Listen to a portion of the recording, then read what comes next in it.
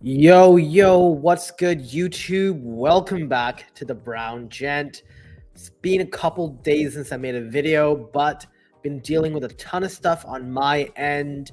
But I do want to talk about the massive drama that has been taking place. If you have no idea what AICC is and what AI Accelerate is, consider yourself lucky and get your popcorn out because this is going to be a very interesting discussion. Now, guys, if you are in the chat, identify yourself, post in here. There's still an ask me anything, so make sure you have any questions for me, post them in the chat. Sometimes I will be able to get to them, sometimes I won't be able to, but the more you ask, the more I'll be able to answer. And please, if I haven't responded to your question, don't ask it again. I will get to it. I go in sort of order, and if you ask the question multiple times and I see that, I will just ignore you because that's just spamming. So with that being said, welcome back. And if you haven't done so already, take a look below.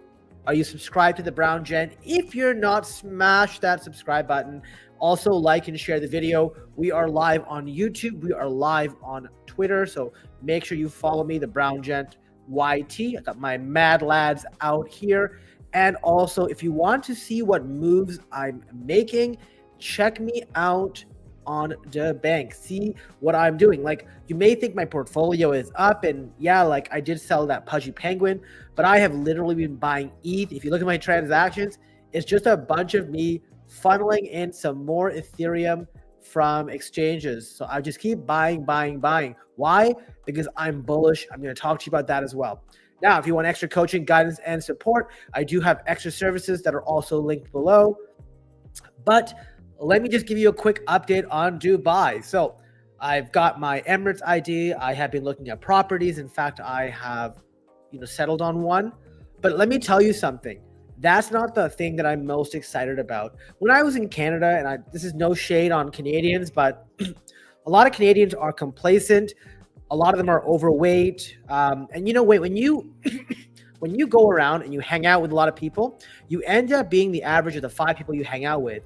And that's not to say my friends aren't fit or anything, but when you're going to the gyms and you don't have to try and you're in the top 1 to 5% of people in the gym, when you're in the top 1 to 5% of the people who have money, when you it's going to sound not humble at all, but if you believe you're one of the smartest people in the room when you walk in, basically what's going to happen is you're going to take a look at this and go, there's really nothing to do, and you get complacent. I go to Dubai, everyone I see, most people I see are jacked. Like the expats, most of them are jacked. The women are cut. Most people are super rich here. Like, I know, we may think we have money in crypto, but you see the people here and the expats who live here, and maybe it's because I'm here in December and January where it's a more expensive time just because it's more it's much better weather. So it's 20 to 25 degrees Celsius. And the people here are very smart. They're networking. So I made a goal for myself. Honestly, I'm so glad I'm here. It's going to push me to new heights. I'm going to be networking a lot more in crypto. I am going to try to get a lot smarter. I'm going to improve the setup here. Obviously, that is when I get a more long-term place. Right now I'm in Airbnb. And I'm going to the gym, doing cardio, prioritizing that first thing out of everything, which I did let slack over the last few months. So we'll see how that goes in, this time period and how it looks at the end of the year. Now, what you care about, crypto, what's going on? Well, Ethereum basically hit 3,300 last night, Dubai time, probably noon for you guys, or 3 p.m. for you guys yesterday. And what's happening now is Ethereum and the rest of the crypto market is having a bit of a pullback. And honestly, this is nothing to be surprised. This is the weekend. You have a lot less volume typically. Typically when Asia wakes up tonight, maybe we'll see a push. But what has spooked the market further beyond what we saw from the Fed in December is now the market is pricing in no rate cuts in 2025. Now, that doesn't mean they won't have any, and we have to monitor the FOMC meetings to see if that narrative changes. But remember, when you cut interest rates, you make it easier to borrow money. If it's easier to borrow money, there's more money around, and that more money around means they're going to risk assets typically. So obviously we want to see rates being cut. When you increase interest rates, right, to control inflation, right, what ends up happening is you end up having a lot less risk on behavior. And if you don't do rate cuts, well, it's going to keep the behavior the same way it is. I doubt this will be like this for a while. Now, I saw this post that I really reflected on because I feel like a lot of you probably feel this way. So this is Quant is the Key. This person has severe PTSD from round tripping a 7-figure crypto bag back to low 6 figures last cycle. And the PTSD has only increased during the bull run. And this has been a very very hard bull run to navigate. This is my third. And yeah, like every rally just seems to be getting destroyed. Obviously, if you ever sell, it's going to be the one that it keeps going. That's why we don't sell. But your portfolio starts ripping like it did in December. And then all of a sudden, something happens and all the gains are gone. In fact, sometimes your gains are below where they started. So you're not even at even, you're actually below. So really like a 1 step forward, 2 steps back kind of situation. A lot of people want to believe the bull run isn't finished. I believe that as well. And a lot of us believe that there's going to be a big alt season, an alt run. Obviously, that could be hopium as well. We don't really know.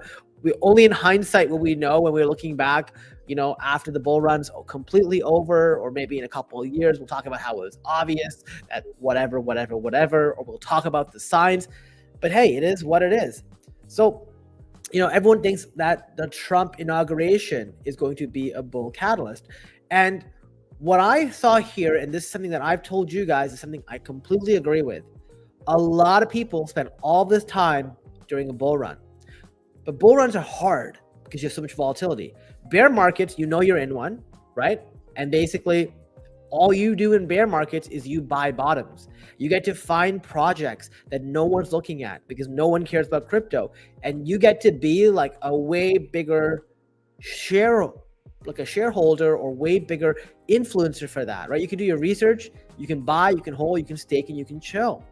Whereas bull markets are crazy, and you basically see this. You're second guessing yourself at every turn. Are you in the right projects? Do you have to keep rotating? I know a lot of people struggle with, they buy XYZ token, and then, a token goes up, and all of a sudden they're like, oh, maybe I should sell the tokens that I have put my money in and go chase something that's already running, right? We saw a lot of people do that with some of the AI agents. And then there was a big corrections, typically always happens, right? The number one thing you have to do is make sure that you find projects that you believe in that are undervalued. And when attention comes to it, you're able to capitalize. So that's things like, Bitcoin ordinals, in my opinion. Ordinals is really kind of looked over. I believe the attention will cycle back to that. And they'll see some massive euphoria. So the other thing is we also got thousands of new projects popping up, so many of which are rug pulls and scams. And then a bunch of black swan events like what's going on in the Middle East, what's going on with the pandemic. But yeah, it's pretty crazy. So the nice thing is when you are in a bull market, at least you get a lot of gains, but there's a lot of gains to be made in both types of markets. So the people who tell you to leave during a bear market and not do anything are completely wrong, which is why I've mentioned even before, I'll be creating a task force for the bear market to actually maximize for the next bull run. So more on that later. Now, let's talk about the story of basically the week, probably the month. Honestly, we are 2 weeks into 2025, and we've already got probably the biggest scandal that's going to likely be of 25, which was the Aicellerate DAO, right? AI and acceleration done together. The idea here was to accelerate the development of decentralized open source AI, support high potential projects. But all they did was accelerate the funds out of your wallets into their friends and family members, right? A story that we know as old as time, the cabal, or the so-called cabal, making sure that they take their fair slice of your money because you don't deserve it, in their opinion. So these guys launched. They had their little team, right? Their founding partners. So we got Marcus, we got Ijaz, and we got Rob. Then you had development advisors. You got Shaw, who has been constantly causing issues, constantly PvPing tokens, constantly being a complete nuisance in the space. Even though he was a developer for AICC and Z, this guy has been nothing but trouble. Then you got a bunch of other people. It's like Saigar's actually great. Like I was surprised he was involved because he's been fantastic for Abstract. You got some other people here like Jason from Story Protocol. I'll talk about him in a bit. He's also great. Then you got some investment advisors, research advisors, outreach advisors. And here you got our friends over here from Bankless, who are going to be a big talking point in this video. So they did this launch, and the idea was it was going to be, a launch that's somewhat good, right? So people jumped in and people wanted an allocation. So as usual, if you have done some sort of work in AI or something relevant adjacent to the project, sometimes you'll get you'll get a beneficiary whitelist spot. It's never for that much money. Maybe it's in this case, it was 0.5 SOL up to 5 SOL for the VIPs. And they had what's called a party round where people got, allocation. So you see here, we got, some of Bankless right here, Trustless State, and you got Ryan Sean Adams as well. So 2 5 SOL investments. You got like Taiki over here at 2 SOL, Saigar at 5 SOL, Jason at 5 SOL. It's a who's who. Basically, you can go in here and you see you got Frank to Gods, right? So you can see here by going through this party round list, how many people, quote unquote insiders, got this allocation. Now, I don't really care about this, and I'm going to explain why in a second. But what happened was they launched this, and they launched this in a ridiculously extractive way so that most people lost massive amounts. Yes, it's like 80% down from the top, but the realistic thing was, I believe it launched at around 400 million market cap, and they had no vesting on the tokens, and the majority of the people in here sold. So what happened was Ultra was nice enough to actually put together a dashboard so we could track when people sold their tokens, or in some cases they transferred their tokens so that you wouldn't see them sell on another wallet, right? So they would transfer to another wallet and then sell. Now, some people had to buy back their tokens after having a bunch of issues, but you can see here, people literally banked millions of dollars. This dashboard doesn't capture it that well, but there were people who made millions of dollars on this sale. It was absolutely insane. They completely cheated their entire bags. And the reason for that is you put in 1 SOL and you made 1,000x or something ridiculous like that. So it was incredibly lucrative. And it was something that, some people will say, hey, fantastic, that's great, right? You can look at it 2 ways. One way is, hey, these guys deserved it. They build their audience. Yeah, of course you can build your audience and do that. And hey, I'll be honest with you guys. If I got the AICC allocation and I put my money in here, I'm 100% selling. I'm 100% selling 100% of it.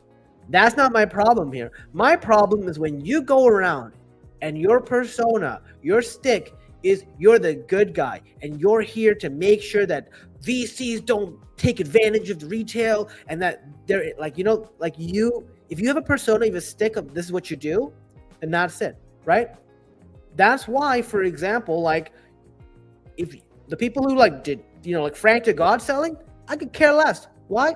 We know who Frank to Gods is. Frank to Gods doesn't care about any of these people. That's cool. Frank to Gods isn't saying that he cares about these people.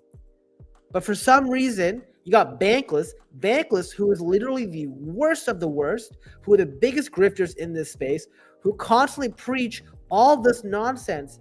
They decided, hey, we can cash out a couple $1 million. Let's do it. That's what they chose to do. And like I said, if they weren't up here saying that they were having your back and everything, I wouldn't care. But because they did, that's why I care. And they're not being completely authentic or honest about any of the things that they do. Thankfully, Andy wrote out a big post calling them out.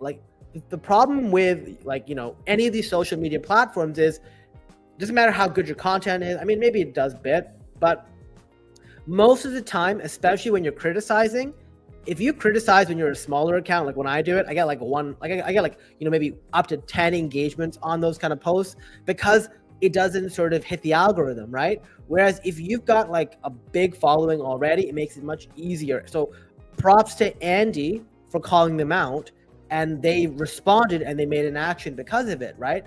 They got a ton of allocation. They were up 1400x.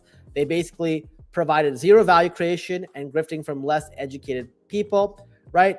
And basically the worst part is, and what you're going to see is, if you look at where Ajaz went and look at all the allocations, it becomes very clear that he went on these channels, and as a result, somehow these channels that hosted him all seem to just get allocations, right? So like basically they promote him, people invest in him and his DAO, and all of a sudden, somehow the people who hosted him on their channels got an allocation. Not saying it's 100% confirmed, but that's just, that's what it is, right? So these guys went through, Bankless went and dumped on people. It was pretty bad, right? Like Ryan Sean Adamson on the Grift, right? 22 million tokens valued at 4.4. All they've done is promote this pump and dump on their channel, right? Once again, also Shaw Makes Magic also dumped his allocation for 400 SOL, right? Remember, these guys they got put in 5 SOL, got 400, right? In some cases, a lot more depending on when they sold, right? It is so bad because of all the allocations. You can actually see there's somebody called Insider Judas who also got an allocation and then dumped it. Like, people used fake accounts. At least the smart people used fake accounts to hide the fact that they were going to use their power and influence to like basically steal from their followers, right? And that's the sad part, is because crypto is such a hard place as it is to make money. You've got a lot of influencers who come in here and lie to you. They tell you, hey, do X, do Y. They already know X and Y is not going to make you money, but they're being paid to do it, or it maybe distracts you from doing something that's way higher value.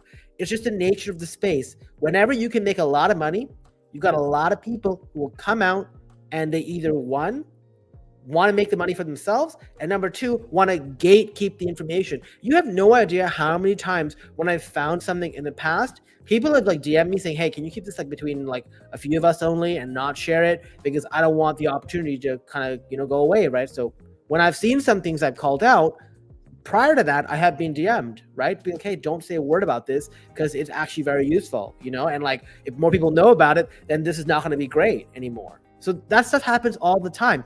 And by the way, I understand where some of the smaller influencers are coming, like, like Beast ICO and a few others. They got involved in this, but also like, what are they going to say? They can't say anything. You say something like this and you get completely ostracized and excluded in the future from things like this. So there's almost like pressure on people not to say anything and just go along with things, because if you don't do that, well, guess what happens? Like, then you don't get a seat at the table next time. And honestly, it's a lot of money. So I understand, but like, once again, Beast ICO is not coming out saying that, oh, he's fighting against the VCs. Bankless is doing that. And that's why I hold Bankless to this. Bankless has made this their entire motto. And now Bankless came back and said, hey, we were members of the DAO as part of this tweet. Okay. We were given the opportunity to invest the initial seed capital. We invested 5 SOL. Yeah, great. They invested the same time as everyone else did. They got at a way lower valuation. Bankless took the opportunity to invest 2 SOL. 10% of the BVC's allocation was sold as AM without a discussion by all the GPs. After a quick discussion, the amount sold has been repurchased. Yeah, they bought it back at a way lower price for the smaller amount. Just to make it very clear, they didn't go and put all the same money back. No. They made a lot of money off this.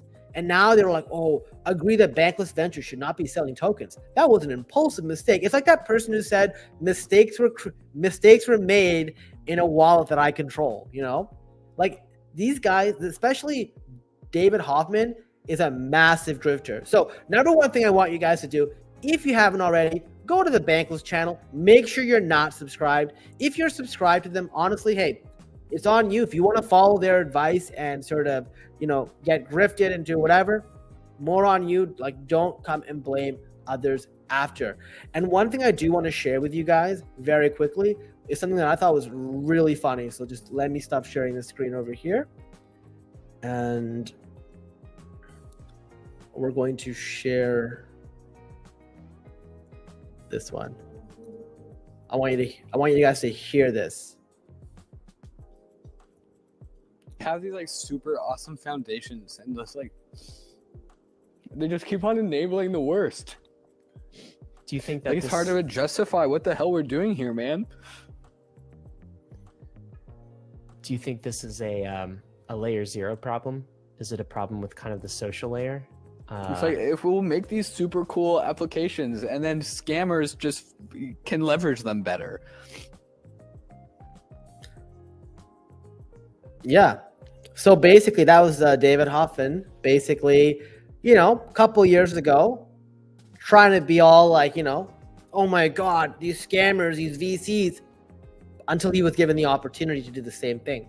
It's unfortunate because I used to actually support these guys, you know, but like it's just gotten worse and worse, and everyone I talk to calls them grifters now. So it is what it is. Now, a couple things here as well. This is a very good read that I have included, and this is from Tulip King. What makes the market go up and down? I'm not going to go through all of it, but basically what I want you to see here, and he calls out disgusting behavior by the bankless VC is a clear indicator we've entered an extractive PvP phase of the market. Protect yourself and your gains. So basically this kind of phase happens whenever you have a sort of market top for the like a local top, and that's where you get that correction. And when that pain is happening, you're no longer like everyone is no longer making money, but the money that's sitting there, now people are fighting to steal somebody else's money. And the way you do that is to get somebody to buy your thing for more so everyone can dump on them. And this is sort of the extraction game that's been going on with AICC and a few other things. So what makes the market go up? Well, number one, airdrops, right? So things like Arbitrum, things like Jito, right? Hyperliquid very recently. These gave funds to people who may not have had the opportunity, and they were able to invest, buy NFTs, and do whatever else. Also, wealth is compounded, right? So when you get these airdrops, you get that fresh capital, you get the extra enthusiasm, you get market expansion and innovation. And now you have things like BlackRock and ETF sort of also investing in the space. And then finally, you also create wealth through leverage, right? So it's primary driver of price appreciation. And that's, you do it in a bull market and you make a lot of money if you do it properly. Now, what causes the market to go down? Well, when wealth is extracted. And the worst part about this is we saw this happen a lot earlier in the cycle with Pump Fund. This is why I was so against it, and why, when people would ask me why I didn't, do live streams on Pump Fund and started sharing my picks, it's because all Pump Fund did is they made a bunch of fees. Number one, they raked people who used the system, and they just took the SOL and sold it for for USDC or USDT and took it out. All they did was take the money and take it out of the ecosystem. They didn't even keep it in crypto. So all they were doing was effectively removing money from the ecosystem. This is a huge negative. That's number one. Like completely despicable. You know what I'm saying? And then the second thing was the people who launched the tokens, right? Like, once again, it comes back to social capital. All of this comes back to social capital. And that's why it's so important that I know many of you could care less about your social media, but you need to. Why? Because you will never get the same opportunities as somebody else if you don't have some sort of social capital. People with social capital get tons of offers. They get included in certain things. Like that's what we saw with the party round with AICC. But we also see that when it comes to like token creation. When Crash creates a token, or when Crash calls a token, he's got 100K subscribers. So any sort of tokens that he talks about will just skyrocket, right? Now, I'm not saying, that's a good thing because, people abuse it. I'm not saying Crash does, but a lot of people abuse that kind of stuff. But then what happens is if you were to ever create a token, or if you were ever to want to be involved, the people who have the louder voices, the biggest followings, can just move the market, and they sort of get to decide what's good or not. And then they can also decide at the same time to pull the plug. And that is not good.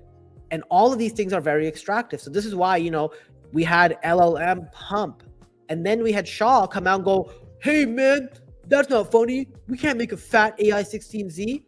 People ignored him. Then he's like, okay, I'm making my own version. Here, buy this one, buy this one. The guy is literally the big. By the end of this cycle, Shaw Makes Magic people will figure out that he's one of the biggest grifters. And that actually is horrible for AI16Z, which I actually think is a decent project. I think Shaw Makes Magic is horrible for the space. All he does is PvP tokens. That's all he's ever done. All he ever does. He did the same thing with Eliza, and he did the exact same thing now with AICC, and very fast to dump. When you have people coming in here and they're looking for ways to take money from you, and they try to lie and code things and whatever, that is extractive. I would not want to be involved. You have to be very wary of this. And he calls this out here, right? Also, when you have only sellers, and this is probably one of the hardest things, a lot of people who have YouTube channels, a lot of people who have influence, they will tell you that it's still a bull market, that is not topped yet, but they're selling on the side slowly. Ask yourself, why most of these influencers will never share their wallet address with you. They will tell you, usually, well, it's for my safety. I don't want people to know how much I have. But they'll post P&L screenshots. Yo, they made 20 million. Okay. Like, they send you screenshots of wallets, but they never seem to be able to share their wallet address. I share with you guys one of my wallets, right? So like that I practice what I preach. A lot of people won't do any of that, and they just make up stuff. And the other reason they don't want to share it is they can't lie to you. When someone shares their wallet, like for example, if I told you I'm bullish on Ethereum, I shared my wallet with you, and then all you saw was that I was selling on the side, you would be like, yo, the brown gent's full of shit, right? That's what you say. But I mean, you guys see it. I show it.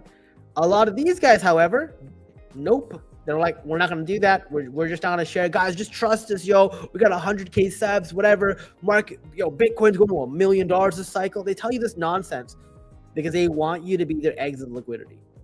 A lot of these guys, I don't know how they created the following they did. They definitely don't deserve it. Unfortunately, there's so many suckers out there who continues to give their content the eyeballs. And as long as that happens, they're going to get away with it. There's nothing we can do. So if Bankless continues to get a ton of views, ton of opportunities after this, hey, I don't blame Bankless anymore. I blame the people, and I won't feel bad for them. Like, once people show you their colors, you can learn the lesson, and then you can decide, do you want to support anymore or not? Bankless? Nah. I used to pay for their monthly membership or whatever because my friend Christian Peter told me about them. But ever since all this stuff has been going on, I canceled everything. I don't want anything to do with these guys. I will never support people who are LARPers and grifters. If you go out there and, like Frank to God, and, we know who Frank to Gods is. Frank to Gods is not pretending to be somebody else. Frank to Gods is who Frank to Gods is. So, hey, that's cool. Hey, man, I respect that. What I don't respect is when you act like you're all like holier than thou, crying, or maybe even fake crying on your videos, and then doing the same kind of behavior and actually making it way worse. And they're trying to justify it. You know what I'm saying? So this is why, guys, just keep your eyes open. When people tell you they're selling, ask for proof. They ain't gonna give you proof, forget it. Because why would you ever trust these people? These guys are incentivized to lie to you. If the market is topped and they tell you it's not, they make money because people won't sell, and they can exit out their bags and then later be like, yo guys, I lost like 80% of my money. I can't show you that I lost 80% of my money, but I lost 80%. They're just a bunch of liars, man. And these guys are the ones who have the biggest followings. It's completely ass backwards. But hey, it is what it is. This is why I want to work really hard this year to build up, one, the way I deliver my content and my channel and everything else, so I can support you guys. But also I want to bring transparency to this space. It's severely lacking. And while it's as bad as it is, what happens is people just do not respect or appreciate or whatever the people who were there. And then, it's used as a social measuring contest. Like, oh my God, the brown gent got like 3,000 followers on Twitter. That's nothing. And then because of that, whatever I say gets ignored, right? And even on YouTube, it's like what, almost 12,000. But I likely have more money than most of the people who have these 6-figure follower accounts. None of them will show. I'm willing to show my stuff. They are not. Anyways, it is what it is, right? Like I said, hey, I know I have to work hard for it, and I will. Then also, finally, the leverage blows up, right? So that's the third thing. Basically, we saw this happen with 3 Arrows Capital, FTX, all that nonsense. You really want to avoid all this stuff because a lot of these companies make really shit bets. And then once again, retail pays for it. Retail always pays for it. And I like this quote. When they bust out the fibs, you're closer to the end of the cycle than you want to admit, right? So this is from a few days ago. This is for Anon, which, by the way, if you were in the private group, we got in around $3. Not too early, a lot earlier than most. And it was sitting at like 15 to 18 bucks, and they did a fib, and literally the chart nuked last night. It went to 12. So yeah, they just come on and put these ridiculous things out here. You know what I'm saying? I don't know who this person, Bulls and Turns. Yeah. And it's funny because Bulls and Turns their name, but they probably made their account before because it's like bear in turn. So like they were like, for the bear marks and things. It's weird. But hey, I thought this was a very good read. Definitely check it out. Let me take a contrast though. So I talked to you about Bankless. Let me talk to you about Jason Zhao. Jason Zhao's from Story Protocol. Now, obviously, until I see links, I can't fully believe what he's saying. But the way he handled this was much better. He says, hey, this was not how I expected to make my first million, and I'm not going to keep this money. I'm going to give 100% of his allocation to open source AI projects on Story and other blockchains. Basically, the long version is like, this is 10x any salary he's received / paid himself in his life, and many multiples of his current net worth. And basically, he wants to sort of support. And, look, you can see here, he got $1.8 million from a 5 SOL investment in a matter of minutes, right? In a matter of minutes because of what they did. And he's like, nope, I don't want it. I'm going to give it away. I want to support AI. I'm going to do it that way.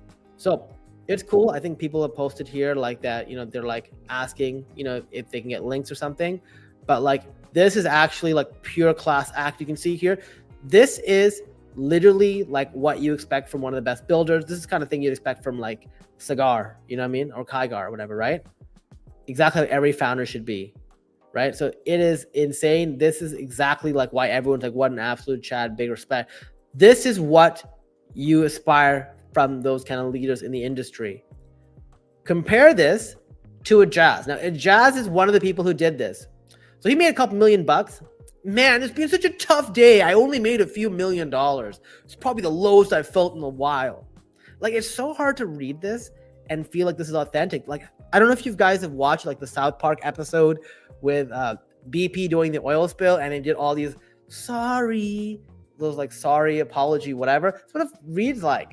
He's like, oh, I met these guys and we were genuinely excited about crypto AI, and things just got way ahead of us, and all of a sudden, we ended up just going through all this, and I wanted to get people who were into AI, and somehow ended up with an exclusive insiders club. You know what I mean? That's what they ended up doing. So they did all this stuff, basically started a DAO, and all they did was, they said they would incubate the future leaders of the space, but all they did was get the insiders in here, and guess what? That's on us, and I'm kicking myself. I'm really kicking myself for not slowing down and making sure, we made millions of dollars, but I feel really bad, and I don't know what happened. This is horrible, and all he's trying to do is try to get back some social credit, because these guys didn't think it would blow up the way it did. Because the reality is, once again, in crypto, you speak out against this, you get ostracized. I'm a small creator. Honestly, if you get ostracized, whatever, right? Like, it is what it is. And I'd rather be known for standing up for the community, even though that doesn't pay anything, than the opposite. So he's going to personally donate a chunk of his own allocation to the community. Yeah, we'll see how much that is and if it actually happens. Remember, the money that he's donating came from the community. None of this money that he sold came from the other early investors. They all in profit. The only ones who are down are the people who unfortunately were tricked into purchasing this. So they're down. So be it. So this project, in my opinion, is effectively dead in the water, pending some other updates. But basically, it's bad. And I know some people are like, oh, I like this pushing ownership. don't know if I agree with this. Like, a lot of people are just like, you shut everyone out from the private round, but then what ends up happening is you just like, you know, they end up just giving like these fake accounts a bunch of allocation, and hey, a Jazz got caught out. So be it. It is what it is. Like, hey, I can't tell you what they were thinking. I only know what they did. And this is not good for day one of a DAO. Why would you want to buy this thing? Like, why would you want to buy this thing knowing how horrible the market sentiment is? Like, you're actually better off just creating a new one and not going through this, right? Like, you can see here, just take a look. The price is not going to do well. And hey, maybe it does well, maybe it doesn't. I wouldn't recommend buying into this thing. You can just see here, all of this is bad. And not just that, remember, there's insiders who still have a bunch of tokens who haven't sold. I'm sure what a Jazz would love, right? Maybe not a Jazz, but a lot of other projects or meme coins, what they do is on these bottoms, they pay people to shill it again, get one last recovery pump, and they dump their last bit. That's sort of what they do. Because remember, the market cap may be 125 million. It's only $1.1 million of liquidity. So they all can't take their money now. Not anymore. So they need suckers to go and buy into it. All right. So with that, let's get to the AMA part. Pretty quiet today, I see in the chat, but we got Flashtown Aloha from Hawaii. Hey, how's it going? Hawaii, that's not, I mean, that's like 8 hours from LA. Like, are you guys hearing anything about what's going on there? That's some pretty sad stuff with the fires. Urtiza Crypto, can you suggest a good farm on Sui? Honestly, I still like Sui Lend. Here's why I like Sui Lend. I use Sui Lend like a form of leverage. I borrow USDC, and what I do is I swap it. So I lent out my Sui. I borrow USDC or any stable coin with a low interest rate or lowish interest rate, and then I will buy Sui with it. So then when Sui is doing better, I sell it. I make way more money doing that than farming any other way. And it got me some Send token as well. So that was good. I still do that. In my opinion, you're better off doing stuff like that than getting into liquidity pools. A lot of people, there are some people on YouTube who will promote Sui liquidity pools. What they don't tell you is when Sui's price is going up, you're losing your Sui for USDC or whatever else. So unless you're doing Sui to like Hasui or Sui to VSui, which are the liquid staking forms, you're not going to make much, or you're going to lose your Sui. And the other ones, you don't make anything. So it's not worth it in my opinion. Subgent, how's life in Dubai? That's pretty good. I put money down on a new pre-construction, so I'm excited about that. I also got to see Business Bay yesterday fully. Way nicer than Marina, and in like 2 weeks, I'm done over here. So I'm likely going to be looking for a longer term stay in that area. So yeah, that's good. It's great though. Dubai is fantastic, especially this time of year. Like, it's like 20, 25 degrees. Amazing. Simple Gains, is ZK delegation a requirement now that we know the criteria for ZK Ignite? No, but it wouldn't be part of ZK Ignite. However, so ZK Ignite is just a straight points like ZK program, right? What the delegation is for is there's more than just a 370 or 350 million tokens for ZK Ignite. There was 4.2 billion ZK tokens for community initiatives. So outside ZK Ignite, I believe they will be rewarding those who have staked, voted, whatever on ZK. Obviously, do we know that for sure? No, of course not. But I thought it was a worthwhile bet. That makes sense. You know what I'm saying? Let me just check one thing over here. Let's see if I can do it right now. And we're going to refresh this.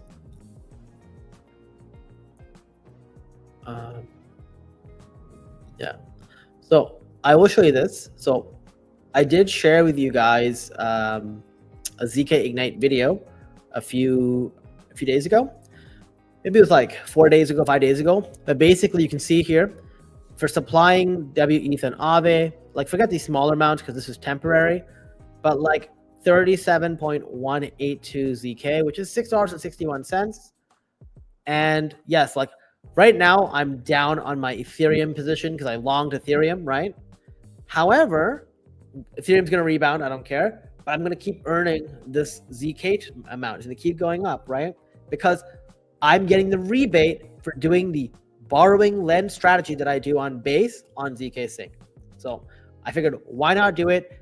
This is a rebate on how much I would have paid on interest anyways. So why not? Okay.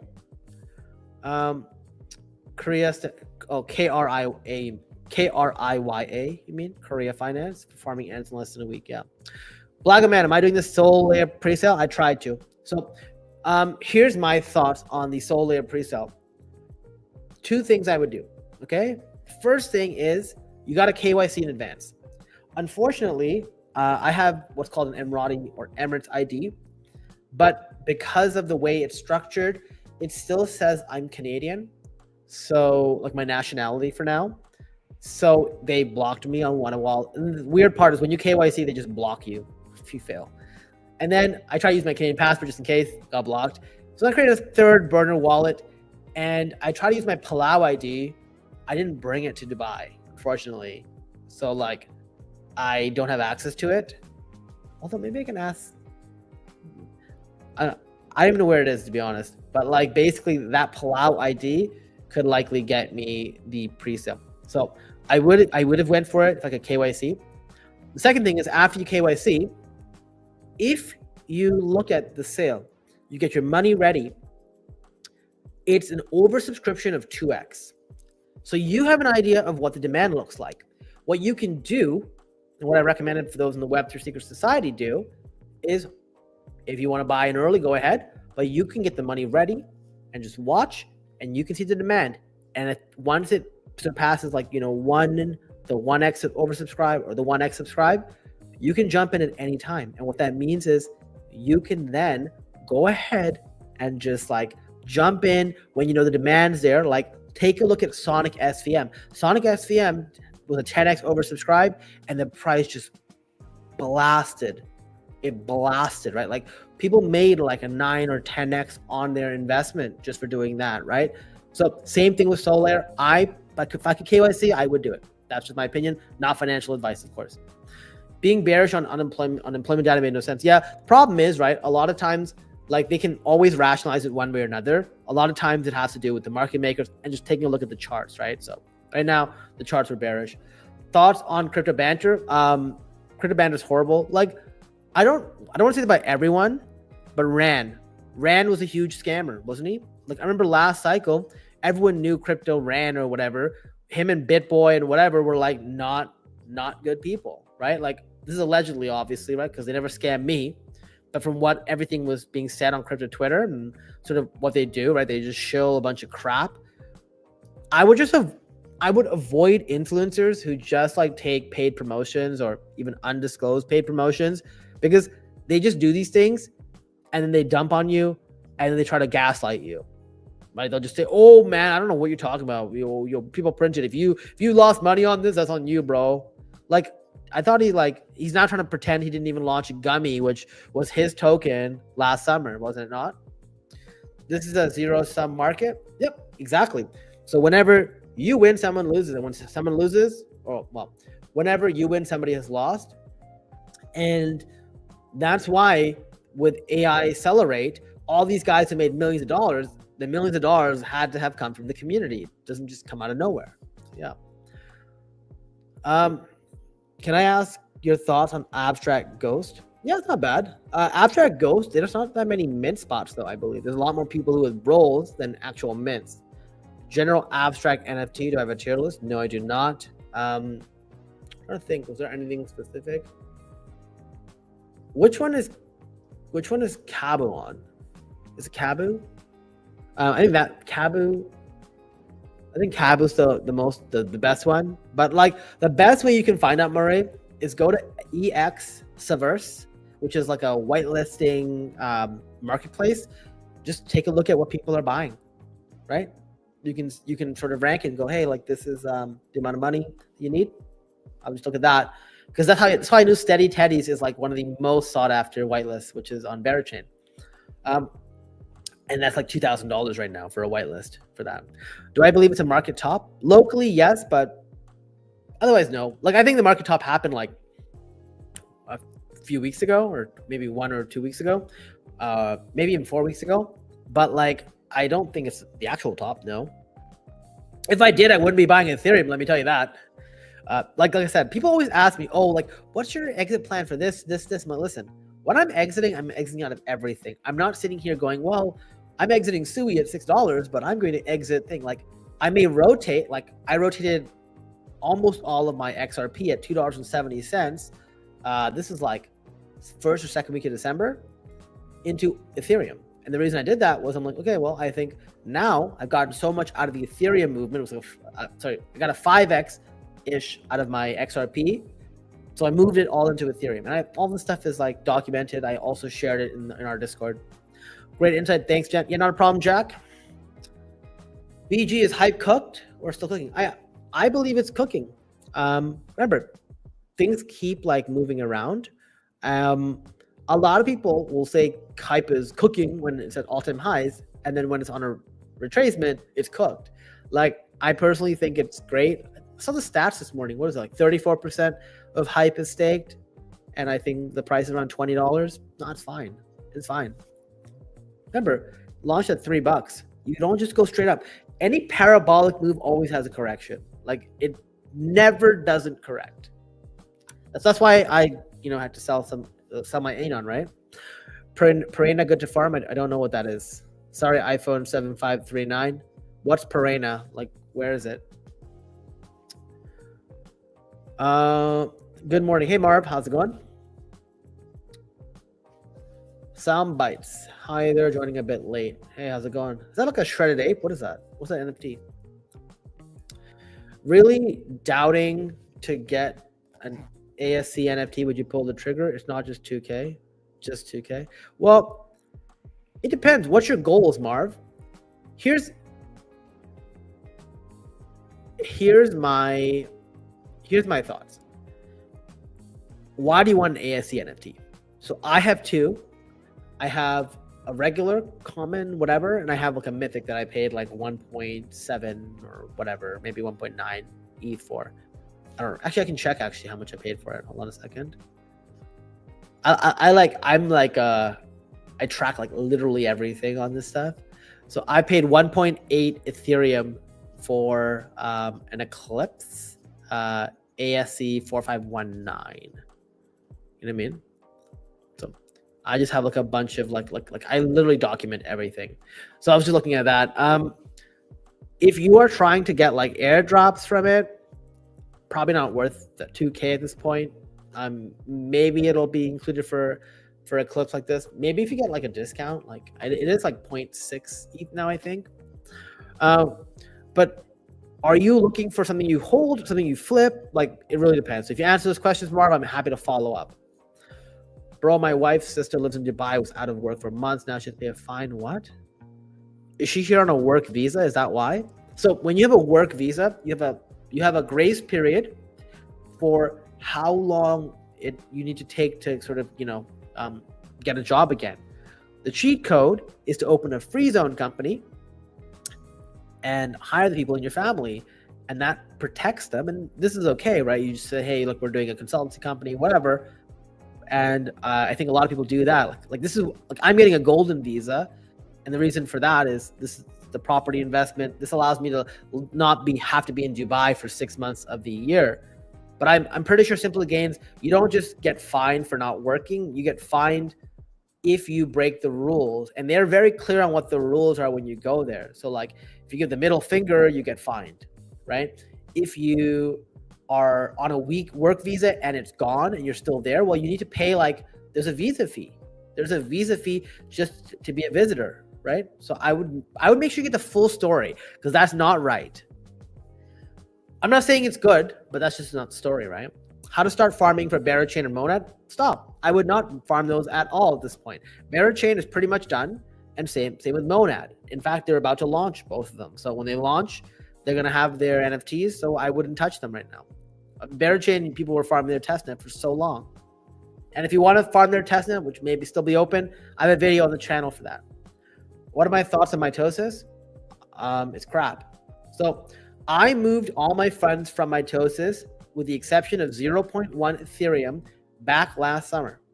I made a video about this. I said, hey, ETHFi season 3 is going to suck, and mitosis doesn't seem to be doing much. So I'm only leaving 0.1 because that gave me my like exposure for mitosis. They have like a holder boost of sorts.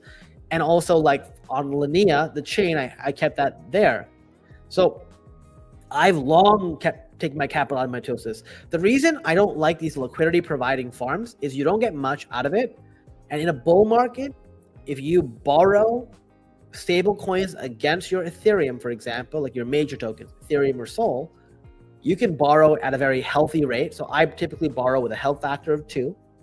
And what that allows me to do is get a lot of borrowing power in a safe way. So like, for example, I have, 30 ETH being lent out on Aave with a health factor of 2. That means that ETH can go down by over 50% and I still don't get liquidated. Like I get close to it, which is like amazing, right? ETH has to go to like 1550 or whatever for me to even be close to trouble. And I can just like, repay or deposit more ETH or whatever. And meanwhile, I can use the USDC I borrow to buy something I'm long on, like more Ethereum. That's what I did on the ZK-Sync video, right? Best place to park your ETH, in my opinion, is always Aave. That's just my thought. And what I always do is I then will borrow USDC against it. Like, let me just show you what I mean. Because I feel like not many people do this, but it's like a huge cheat code. And I know like talking to people who have like 7-figure portfolios, this was how they did it without having to risk much. You see here? So look, my health factor is 2.29, right? So like not even close. Like ETH has to go down by like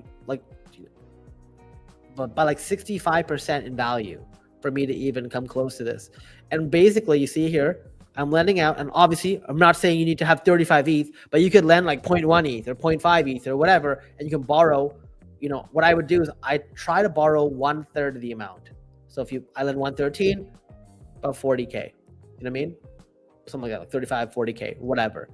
And then I use that USDC to buy something that I'm long on, that I want to be long on, like Ethereum or whatever else, okay? And yes, you pay small amounts of interest, but when the thing that you bought goes up, you just sell it, pay back the USDC, pocket the profit, and you're good to go. Just one of the easiest things you could do. Thanks, man. Your content fire. Appreciate you, Murray. JLP chart, unbelievable on Zoom out. Yeah, Jim. Dude, did you see my video when I think JLP was $1.80 and I said it was probably one of the best investments that you could make in the market? You know what I mean? Like, I have a full video on like how like you want to buy JLP, because JLP is like literally like being like owning the casino. You know what I'm saying? So we'll open this up and I'll bring it up on screen.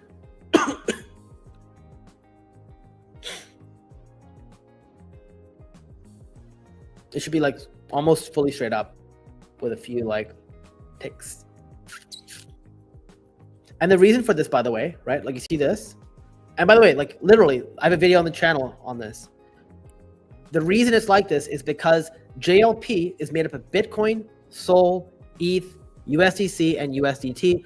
I believe it's 40% stable, 60% Bitcoin, ETH, and Sol. But like, and the way the price works for JLP, when people are winning in Jupiter perpetuals, it like basically loses money. And when people are losing in perpetuals, then it gains money. So you get to be the casino. When casinos are profitable businesses for a reason, you know what I mean? No matter what people think they can beat. My NFTs from the heist. Idle staking game with Solana. Oh, cool. Sweet. Mainly for the Eclipse drop. Then no, I would not do it. I don't think your risk to reward is that great anymore. Remember, like I bought my first one at 0.19. Like paying like 0.6 ETH for it at this point is super high.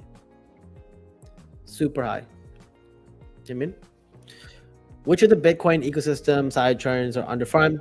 I'm not sure, Muna. Like I haven't looked at that.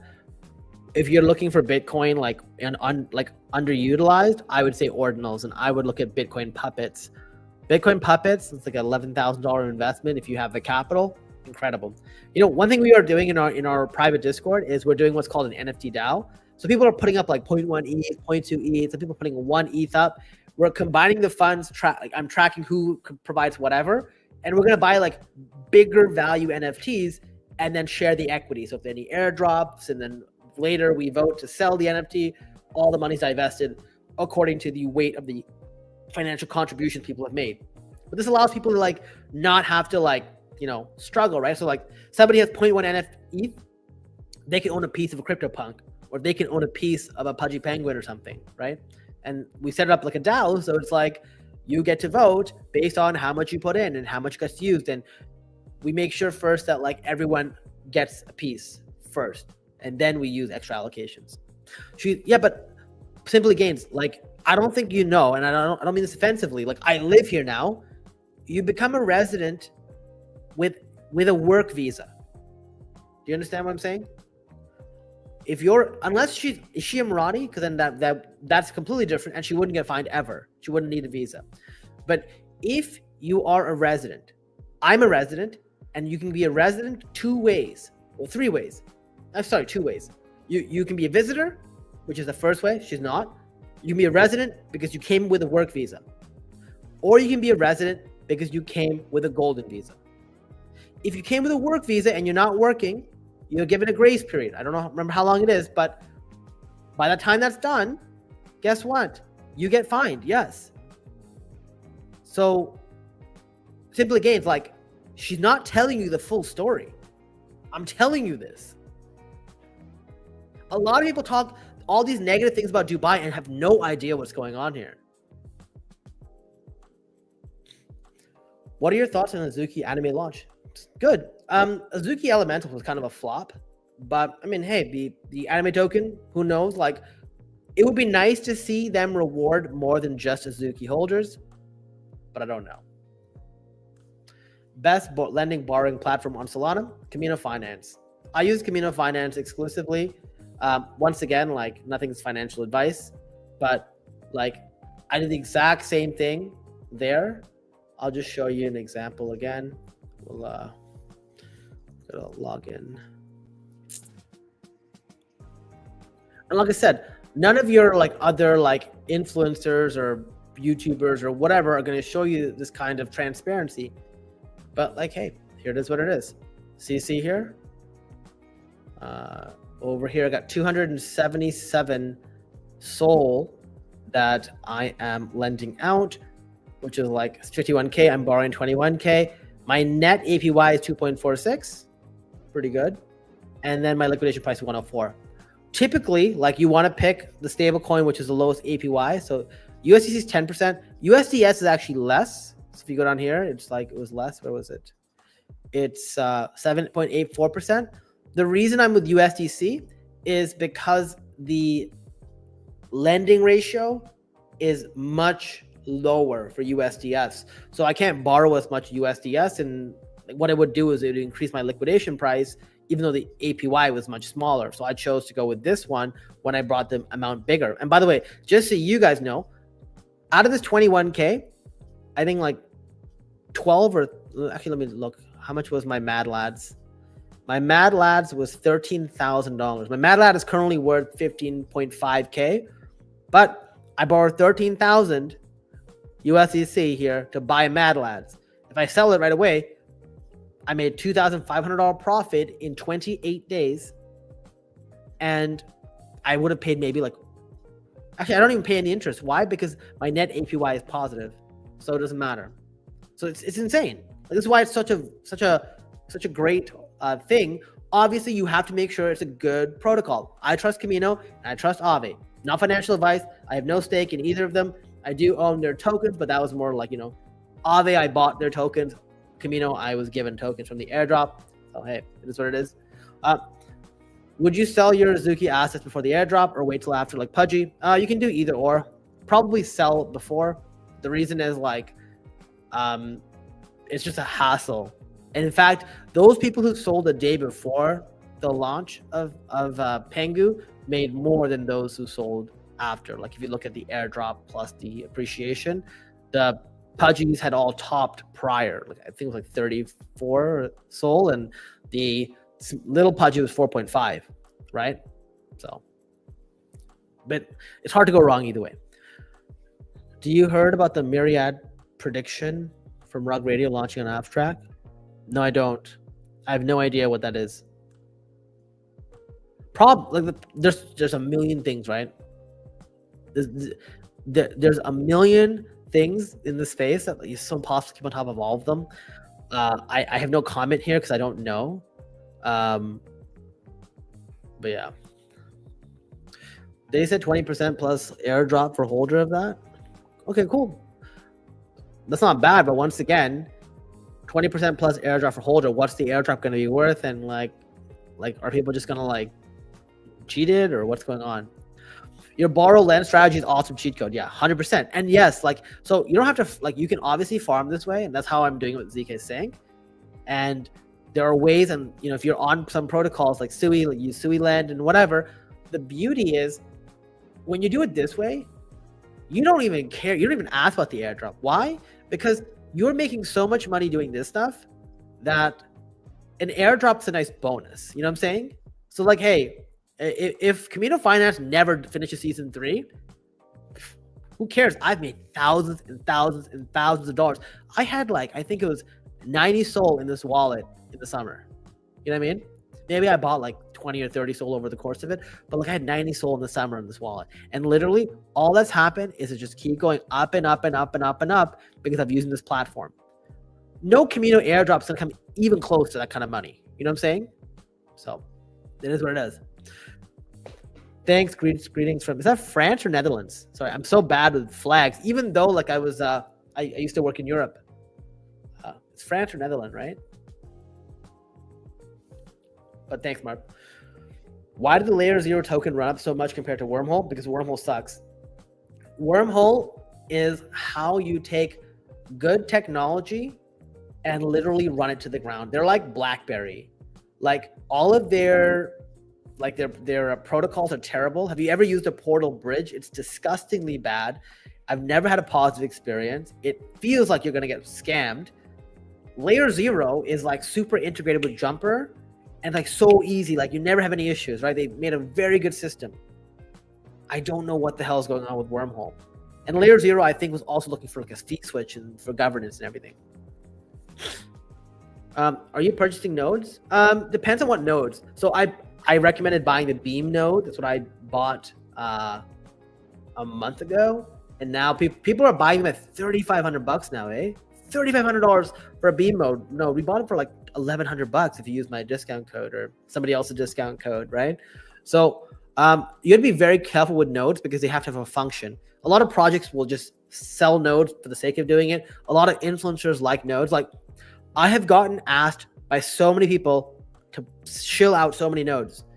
Ironically, the one node I wasn't asked to shill, Beam, was the one that I'm like, I'm investing in Beam token. They're gonna burn Beam token, and we're gonna get access to this node and start doing the validation. That's the one I want. And hey, that thing is 3x in value so far. Like, we haven't gotten it yet. We will get the Beam node sometime in the end of January. People are paying $3,500 on the market right now for it. And people are commenting below saying, why are you buying it? You can buy it on secondary when people sell. Because obviously, when we have the ability to sell, what's going to happen? People are going to come out here and undercut. It's going to suck, but hey, maybe someone sells for $2,000. That's still free money, and that's what we want, right? That's why, like, I don't talk about other bullshit nodes. This was the first one where I was like, that's the great opportunity.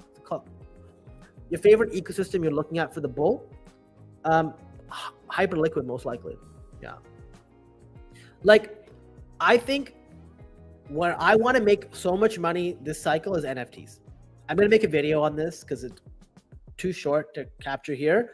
But I truly believe that there's so much money to be made in NFTs, even without whitelist or anything else. And I think a lot of people are sleeping on it. And I know NFT has a how do you say it? pejorative or whatever, but basically it just has a negative perception because of all the bullshit, the scams and whatever. But if you buy the nice NFTs, the ones that have access to communities, things like Mad Lads, right? You look at price points, look at charts. People don't want to do it because they just don't understand. They think it's a scam. And if they want to put their head in the sand and think it's a scam, perfect. I will buy them. I will get the profits and people can have whatever issues they want. I'll give you an example. Mad Lads I bought for 55 SOL 28 days ago. And by the way, I don't remember this stuff. I just looked it up on the other page.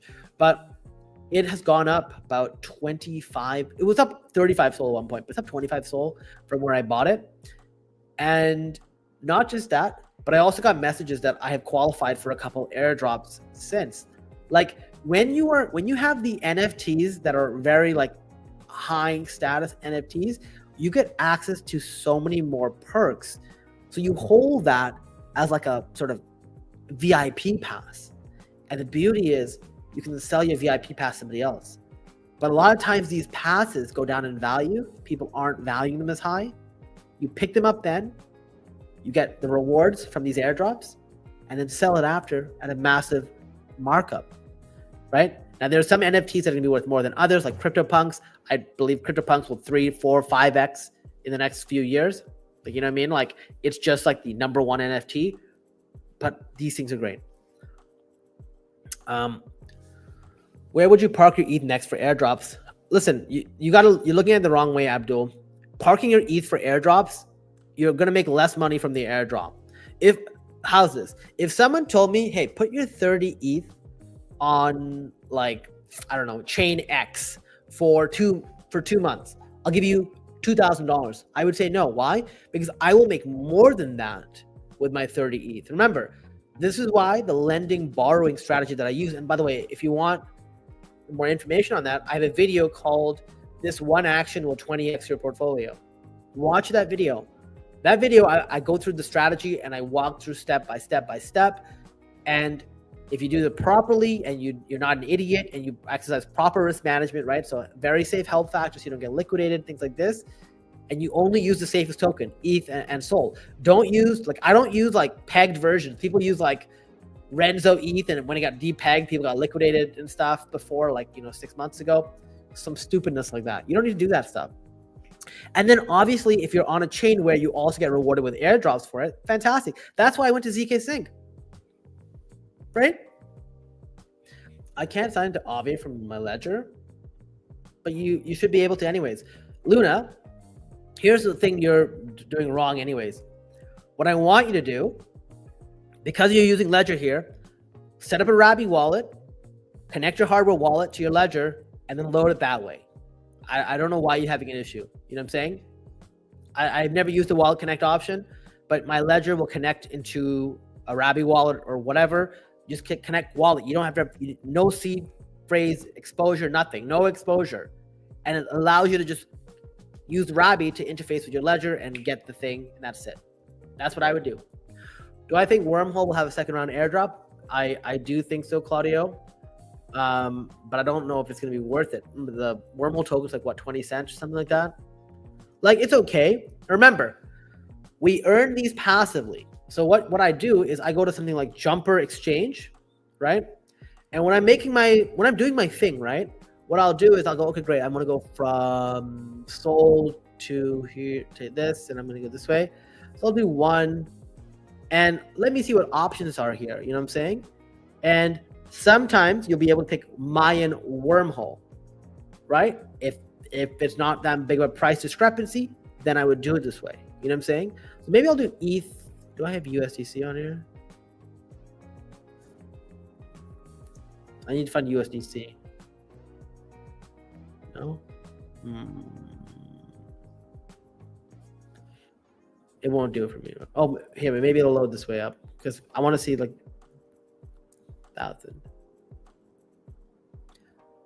Okay, so that option's not here, but usually you'll see like Wormhole when you're going from ETH to Sol, and then sometimes you'll see like layer 0, right? You go from base, we'll go Arbitrum ETH to base ETH, and I'll pick one. and maybe I'll get the option for Stargate, right? So Stargate is layer 0, and you see here, great, I can pick one of these 2 options. Remember, like for Stargate, they do look at like how much you paid in fees, but like, you know, when people aren't farming it, it's super lucrative. Like $3,000 for like a month of using this stuff. It's fantastic. So just look at that, and don't try to farm Wormhole as much as you say, hey, keep in the back of your mind, I'll get rewarded for using Wormhole. I get rewarded for using Stargate or layer 0. So if when I'm using Jumper Exchange and it gives me the option, if it's the price isn't that different, then I'll select that. You know what I'm saying? And that's like a loyalty program. That's the way to do this. You got one, you got a node too? Exactly, perfect. Let's go. That's awesome. That's awesome, Jeremy. What token would you go heavy on out of top 50? Like, you asking me what to gamble on? Like, are you looking to blow your? This is like George Costanza when he got his inheritance, right? He did a big score. I need a big score, right? It's like top 50. What's even down here? Oh, yeah, I wouldn't touch Celestia. Not close. So Bonk's not bad. Phantom or Sonic, that's not bad. Oh, Virtual. Oh, okay, here you go. So I've gone heavy in Virtual. So I like Virtual. It's gotten corrected. Virtual is great. Don't touch any of these. AI16Z is good too. Like you see, they both corrected significantly. Yeah, I would look more at those two. Those two. Oh, and Beam. Beam's also very good. Right? So what I would do, Abdul, and by the way, not financial advice, is watch my videos on the top bull run narratives, and basically from there you can decide like, hey, what do you think is a decent investment, you know? So look at.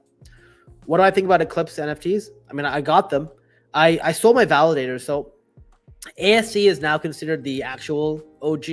They're the ones that are supported by Eclipse. Even though validators were the first, I mentioned some validators at 0.02 ETH, sold them for like 0.1 and 0.2 or whatever.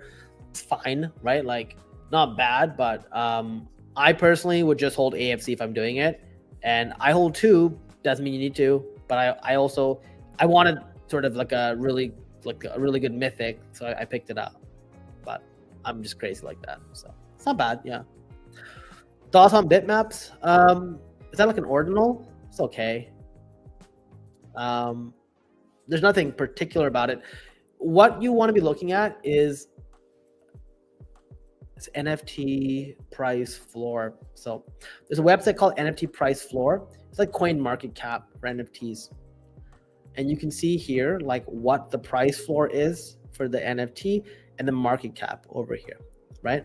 So you can see here, if we take a look, Bitcoin Puppets is ranked 14th, right? $108.2 million, right? It's basically the price times the supply. You got Quantum Cats here, way more expensive, right? Because it's supposed to have a Taproot Wizard or something with them, right? And then you also have Node Monks. Those are the ones I'd look at if you're looking at like ordinals. Do not, a lot of people love to buy cheaper ones. I think that's what Bitmap says, might be a cheaper one. I can't remember fully.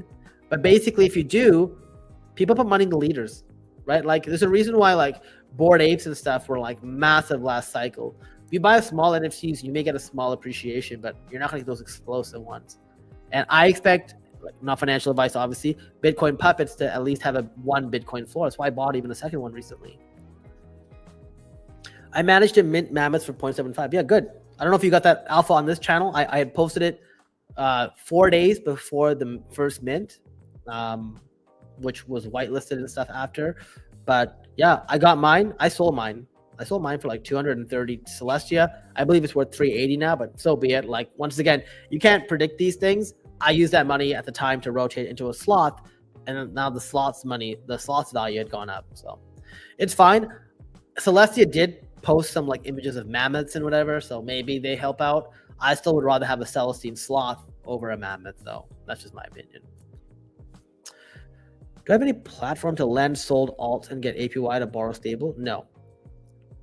Not anything in particular. Like Camino Finance does have that. The problem is it's just not as stable, right? Like I would hate for you to lend out something like a whiff for like a bonk or something, and then bonk's price goes down 40% in a week.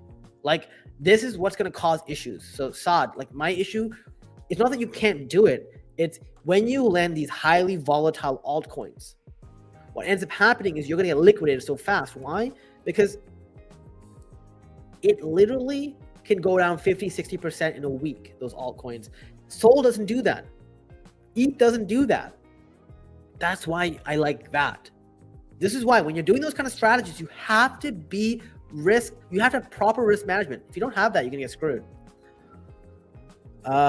Thanks for the insight. Your volumes are top notch. Appreciate your honest takes. Appreciate you, Abdul.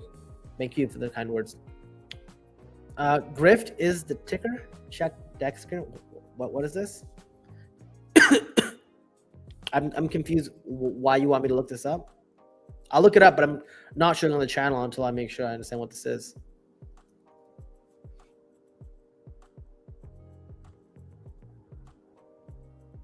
This thing looks like trash. What? Is this you asking me to like put up your like pump fund garbage? Like, yeah, this looks like trash. I personally would not touch this. I'm not even going to show it on the channel. I would not touch this. And by the way, do not lend against it. You're going to get liquidated. I use this jumper method with Mayan and Stargate too for months. Awesome. Love it, audio. I bought AICC at 0.1. Yeah, there you go. Yeah. Okay, so I'm confused, Dijon. Is this are you trying to flex, man? Or what is this? Like, I think I bought mine for like 1.9 or something, 1.8. No, I got mine for like 1.69. That was it, 1.69 or something like that. Yeah. I posted on Twitter, and then like it went up so much after because the floor was so cheap back then. But when AICC launched, there was a ton of FUD because of their high mint price, right?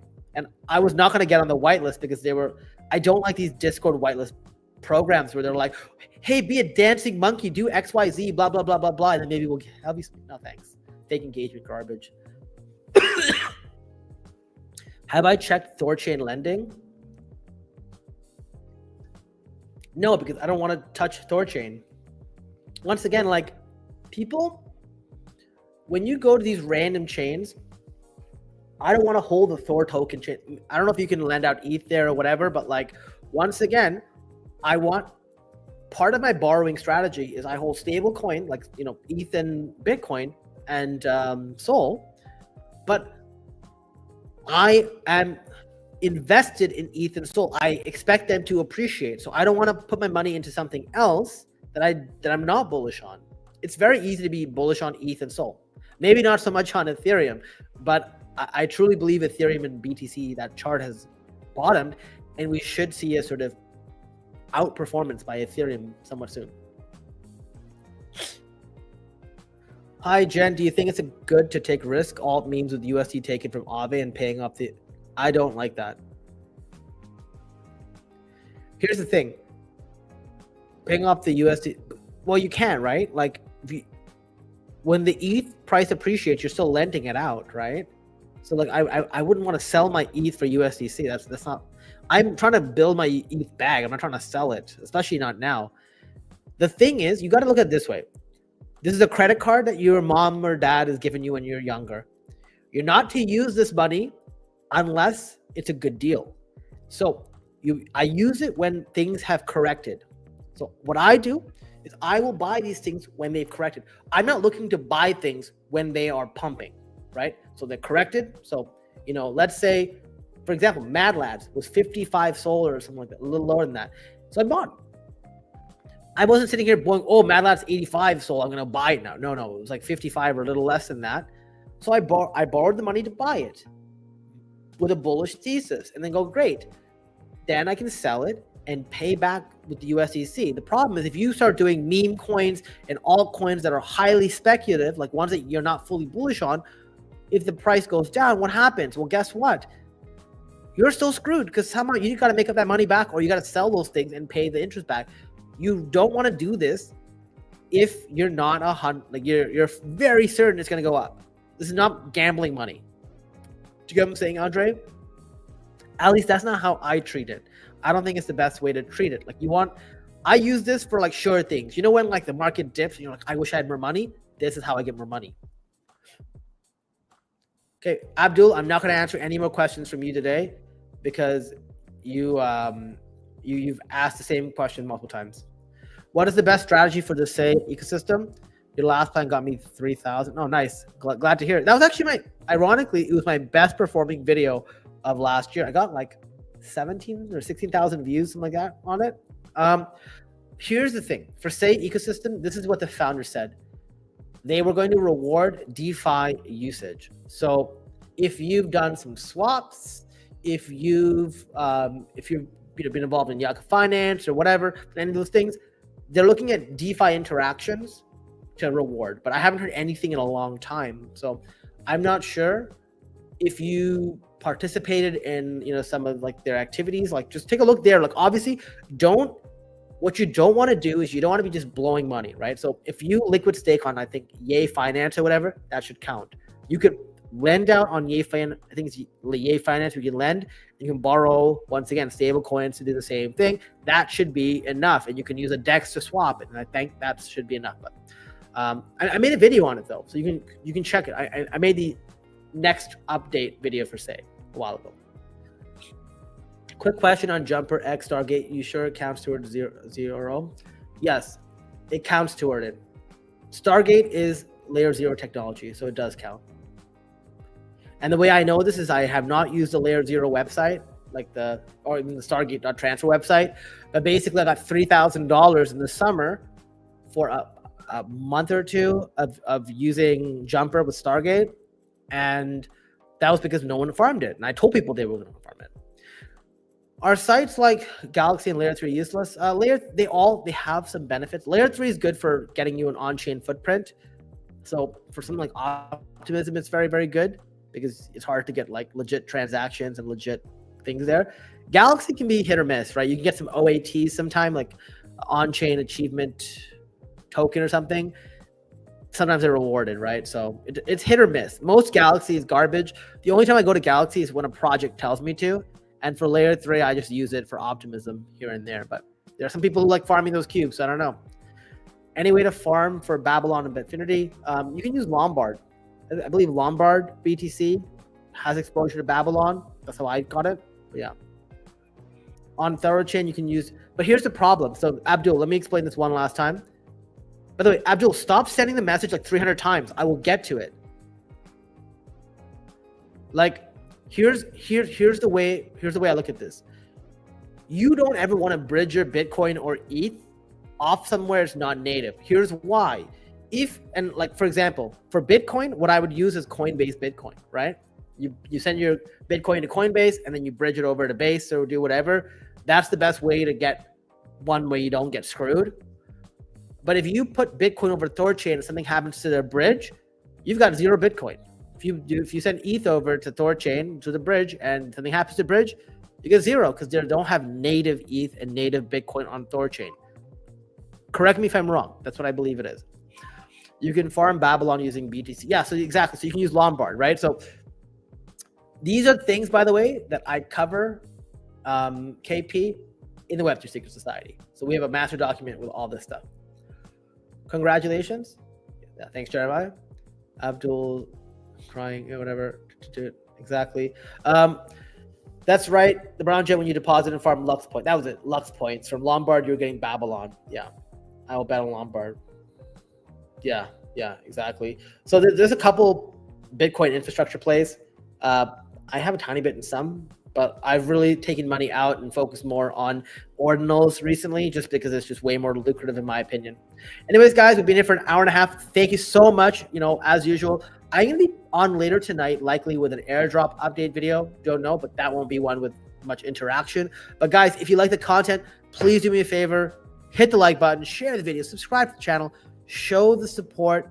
Definitely need it because we want to grow. Guys, remember, all these guys out here grifting, stealing from the community.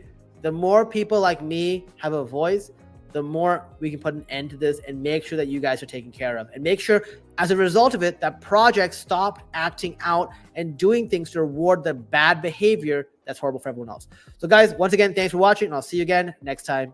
Bye.